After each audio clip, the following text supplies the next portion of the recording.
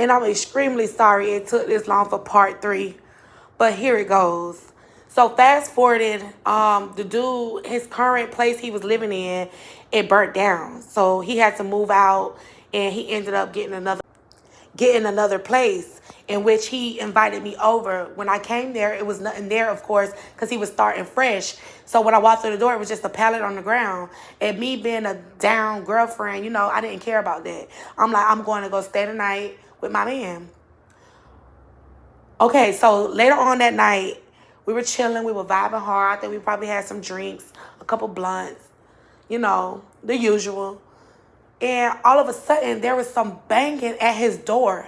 Boom, boom, boom, boom, boom, boom, boom, boom, boom. It almost sounded like the SWAT team. I kid y'all not. So immediately he jumped up and he looked out the window and he went outside. So I'm sitting there chilling, waiting for his return. And it's like 5 minutes gone by. He haven't came back inside yet. So I'm like, who in the F was that? Was that a female? Like, was that one of his baby moms? Because he was one of those dudes that got a lot of kids. Okay, so I'm going through the house. I'm looking through the front window, the kitchen window, the bathroom window, the room window. Okay, I finally see him through the room window.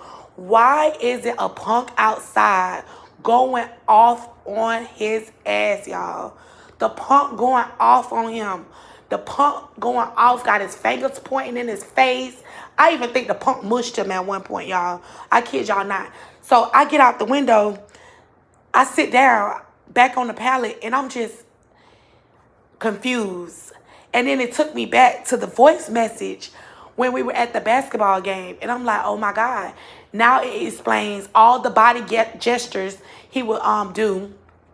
It explains how he treated me, because he would always say he couldn't stand red bitches, but, excuse my language, but he would always, you know, call me over, and he would claim me to be his girlfriend.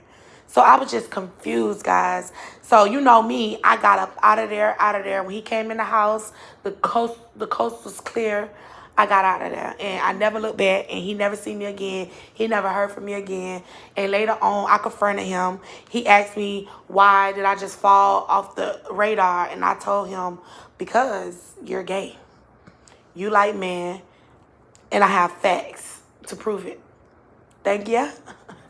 I'm sorry it took this long, guys. Like, comment, and subscribe. And I will definitely be doing more story times. Bye.